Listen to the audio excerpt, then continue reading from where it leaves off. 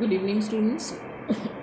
Let us today complete our chapter Journey to the End of the Earth. Not a lengthy chapter, okay? Basically, you have to be attentive for the smaller details uh, so that if two-mark question is asked, you point out or you hit the answer exactly, okay? And if you write the correct answer within word limit, you won't lose marks, right? This is the thing, students, I have been repeating. My focus is that you should pay attention towards this fact, okay? So let us first of all complete this chapter, and then I will give you the questions.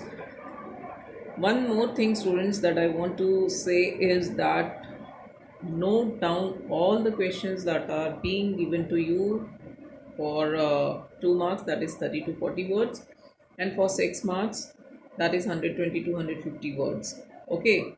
Because if you will not write down the questions that are being given to you after the lesson is completed, later on you will boggle up, you will be puzzled, you will be confused, and then you will be running after your friends to give you the questions, and at that time basically you will be the loser, right? So first let us complete this chapter. See, this is basically, I told you that an autobiographical account of how Tishani Joshi, the author, the narrator, she was a group of she was in a group of students who were made to visit Antarctica.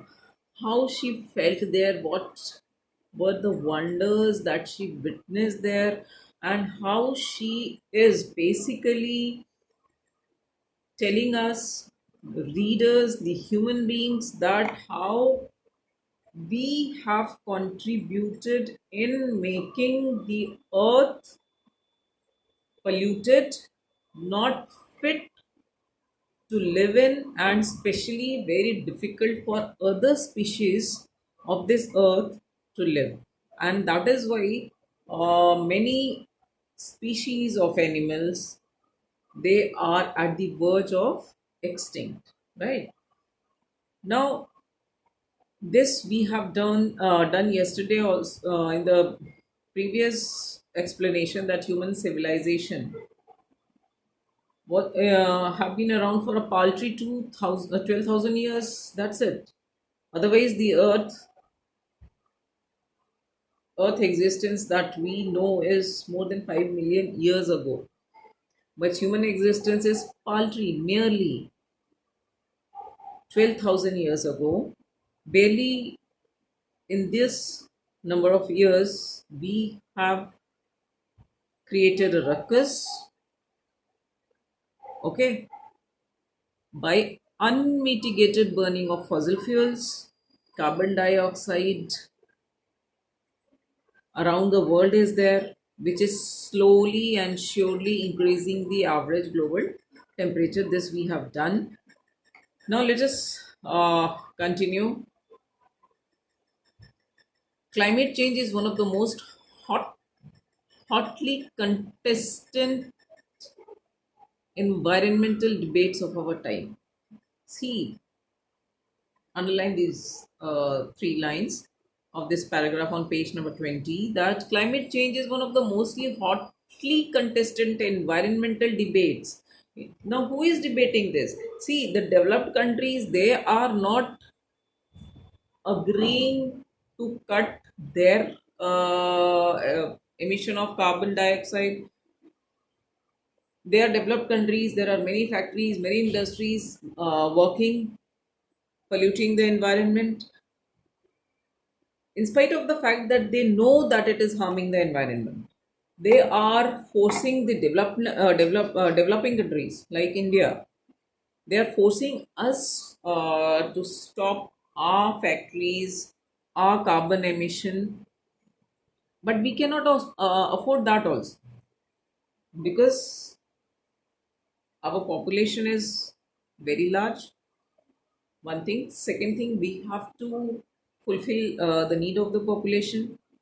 Thirdly, employment is also not up to the level that should be there in our country, right? Many youth, number of youth, they are unemployed today also, and that unemployment rate is increasing. So we also cannot afford to cut our carbon emissions. So that is why the author says that it is the most hotly contested environmental debate.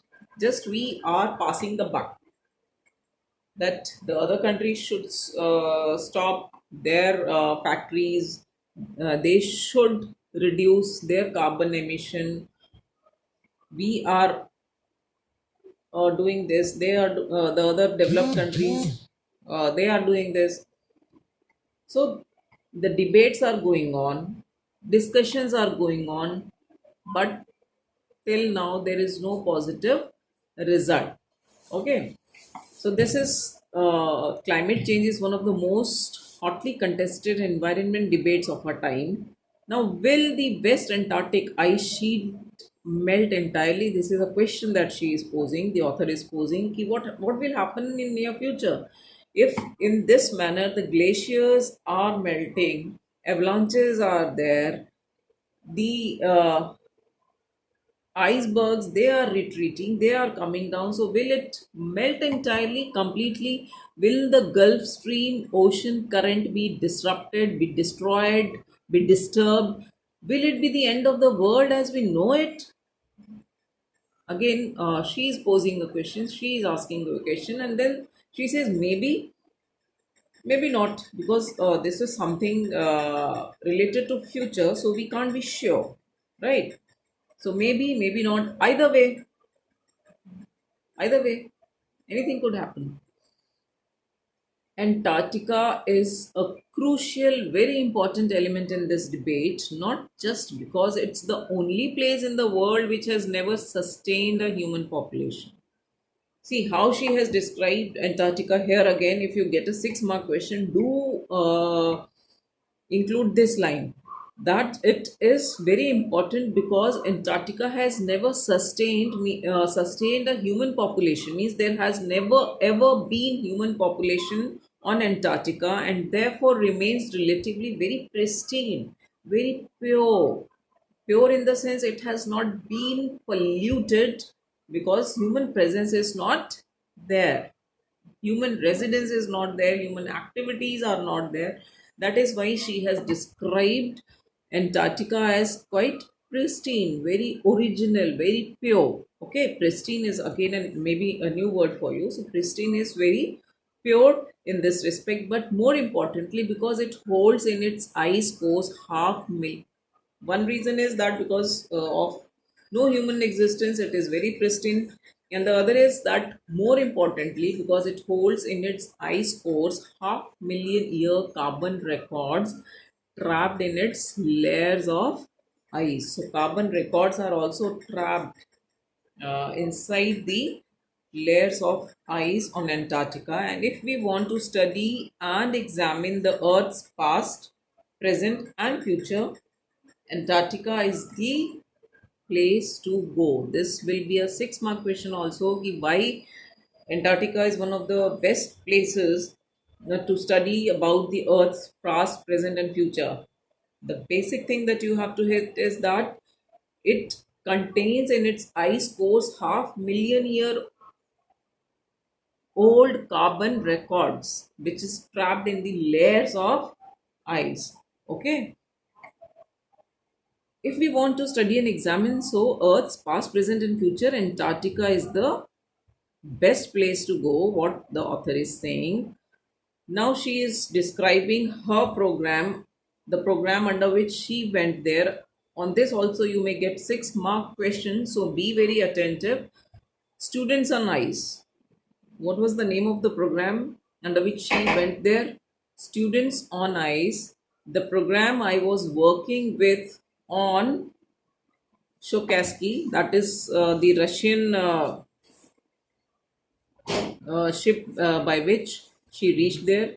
aims to do exactly this by taking high school students to the end of the world and providing them with inspire educational opportunities which will help them foster, garner a new understanding and respect for our planet. Okay, now see again, wait, yes, clearly this is the answer that students on ICE, the program I was working with, ICE, the narrator I was working with on the Shokaski aim, why it was done. This is the answer. It aims to do exactly this by taking high school students.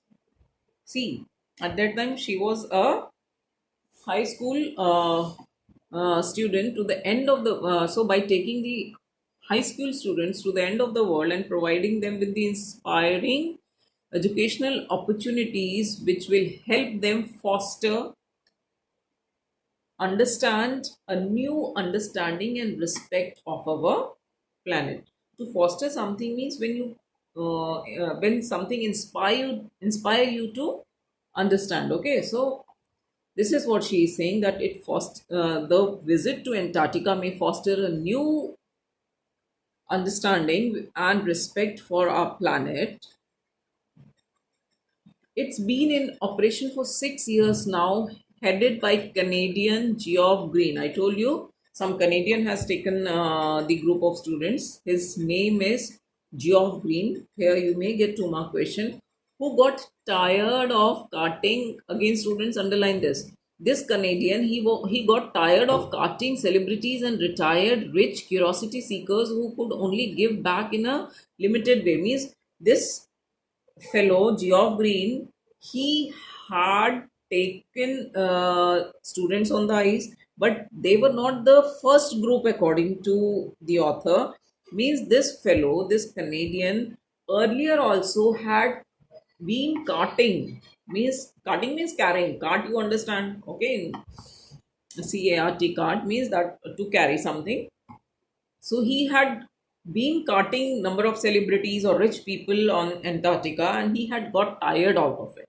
Why? Because according to him, again 2 mark question, Geoff Green got tired of carrying, carting celebrities and retired rich curiosity seeker people. They wanted to know about Antarctica. That is, they, if you want to know something about means curiosity seeker, you seek curiosity. You are curious. So he had been carrying them, curiosity seekers who could only give back in a limited way, but they just simply visited there and came back. They did not act over that visit. They did not do something positive after that visit. Who? The rich people and other people who had visited Antarctica, which was again headed by this Canadian Geoff Green. So this time he was carrying students, and the name of the program was Students on Ice. So, with Students on Ice, he offers the future generation. Who are the future generation? Obviously, the students. He offers the future generation of policymakers, because tomorrow these students will grow up, they will make policies, a life changing experience at an age when they are ready to absorb, to assimilate things, to learn things, and most importantly, act.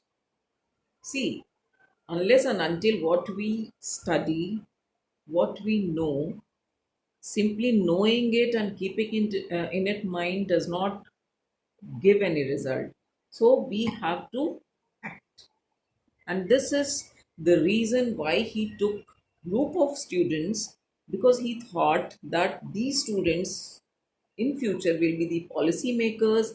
They will educate the world, they will educate the other human beings, and they will act in a very positive way in order to save this planet earth, absorbing and assimilating some important facts by their visit on Antarctica. So, this was the reason that this time he had taken students. The reason the program has been so successful is again this 6 mark question. Answer is there also in this paragraph, students. So the reason the program has been so successful is because it is impossible to go anywhere near the South Pole and not be affected by it. You visit that place and you are not affected by it, or that things that does not hover in your mind, that is impossible.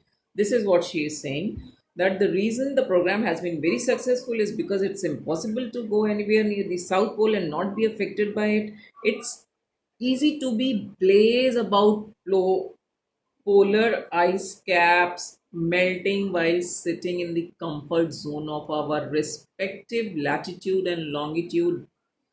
Again, a 2 mark question. Here is a very important word, blaze. BLAAC. She is saying, see, when we are sitting in our homes, in our cities, in our towns, it is very, very easy to be indifferent. Indifferent means we do not, we hardly care, right? And that word is blaze. So blaze here means to be indifferent, to be careless about what? That the ice are melting, the glaciers are melting, the glaciers are retreating into the sea. We hardly care. This is what the author is saying, that it is easy to be indifferent, to be blaze about polar ice caps melting. It is easy to be indifferent while we are sitting in the comfort zone of our respective latitude and longitude. That is, that is the globe's latitude and longitude. But when you can visibly see glaciers retreating, coming down, and ice shelves collapsing, destroying, you begin to realize. Then you realize that the threat of global warming is real. See, otherwise also we are experiencing it with experiencing global warming because of the rising temperatures year after year. But still, the author is saying that we become careless, we become indifferent in the way that we hardly contribute anything so that the global warming does not increase, the ice melting, the glaciers retreating can be controlled. We hardly contribute. This is what she is saying. But when you visit there, when you become eyewitness to that particular thing, when you see that the icebergs are retreating, then you see the ice shelves collapsing, then maybe you will be forced to act from within. That morality will be there. This is why Geoff Green has carried students, that he was sure that students will act, not only visit there as a picnic and come back, they will act over it. And that was very important. Now, Antarctica, because of a simple ecosystem and lack of biodiversity, because human activities are not there, so there is lack of biodiversity. Very simple ecosystem is the perfect place to study how little changes in the environment can make big repercussions after results. Take the microscopic smallest one cellular phytoplankton. This is a name, phytoplankton, those grasses of the sea that nourish and sustain and carry the entire southern ocean's food chain.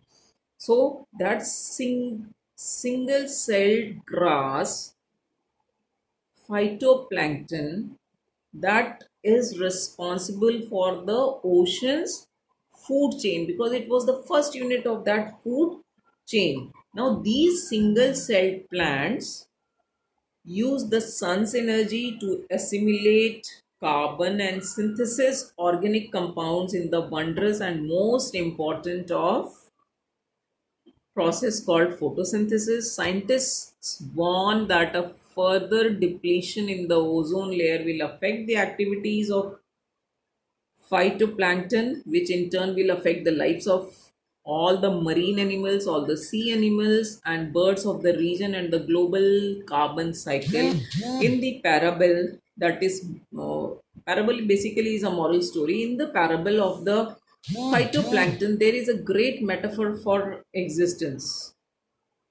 Means the author is saying that if we destroy that food chain, that will be very catastrophic, very disastrous, very dangerous.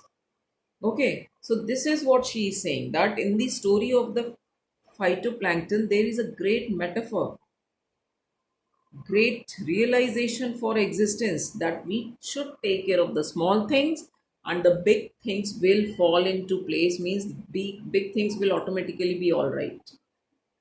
Food chain also starts from grass, students, that you might have studied in class 6 or 7, right? So if we take care of the small things, the large things will automatically be in line, in proper way, and it will fall into place. Now, walk on the ocean. Now the author says, my Antarctic experience was full of such epiphanies. Yes, again, epiphanies is when we develop some insight on our own, right? That is insight into the nature of something. So there, when she went on Antarctica, she could get the glimpse of Antarctica, and she developed such insight, such inner knowledge, that is called epiphanies, right? This is also a new word, that we develop the insight into the nature of something.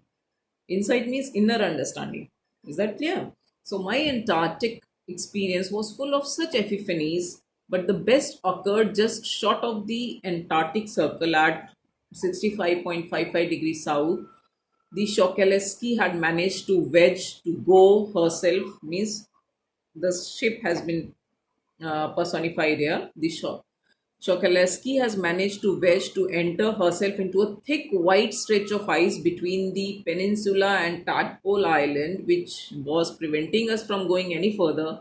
The captain decided, who was the captain of the ship, decided that we were going to turn around and head back north, move towards north. But before we did, we were all instructed to climb down the gangplank. Again, one word, gangplank is a wooden plank which is used for to board the ship or come down from the ship. Okay, so we the author is saying that we were instructed to climb down the gangplank and walk on the ocean, Antarctic.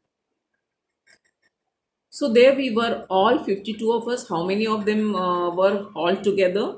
52, kitted out in Gore-Tex and glares. Kitted out is again a proverb, means they were totally adorned, they were totally dressed up in Gore-Tex. Gore-Tex is waterproof dress, okay, and quite glares means fully packed.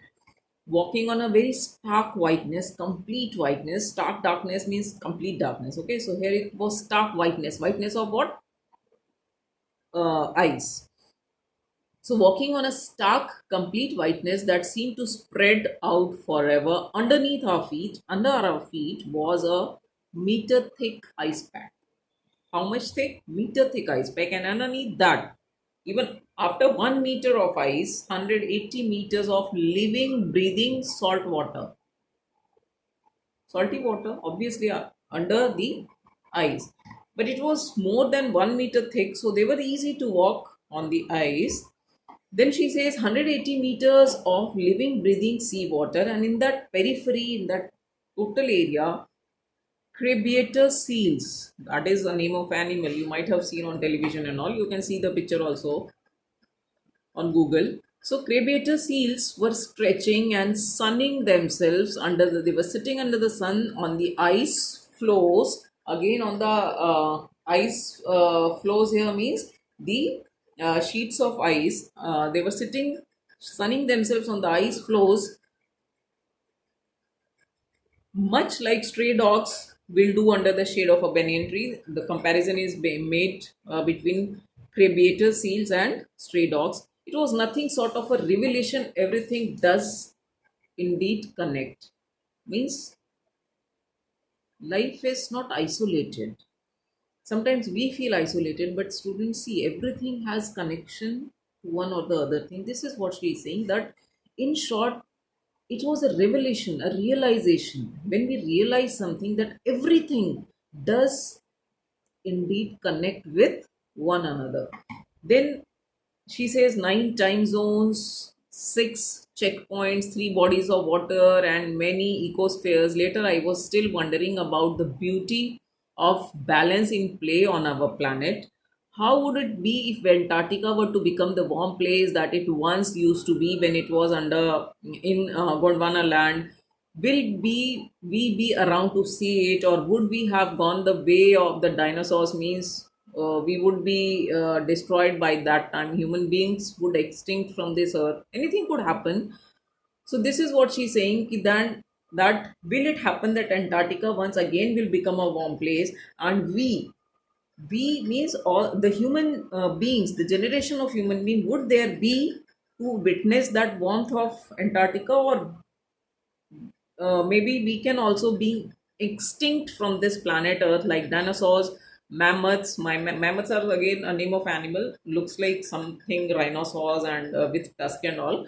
Mammoths and woolly rhinos. Who is to say? Nobody can guess, nobody can predict. But after spending 2 weeks with a bunch of, how much time did she spend there? Again, a 2 mark question. With spending 2 weeks with a bunch of teenagers, 52 total people who still have the idealism to save the world, all I can say is that a lot can happen in a million years, but what a difference a day makes. See, again, last line is very important. She says, a lot can happen in a million years, but what a difference a day makes. Do you think that even a day can make any difference? If you get a 2 mark question or 6 mark question, obviously, yes, because every day counts, right? What we do in a day, and then every day, that sums up to be a month and a year and then million years, right? So every day counts. Okay, students. I will give you questions post this.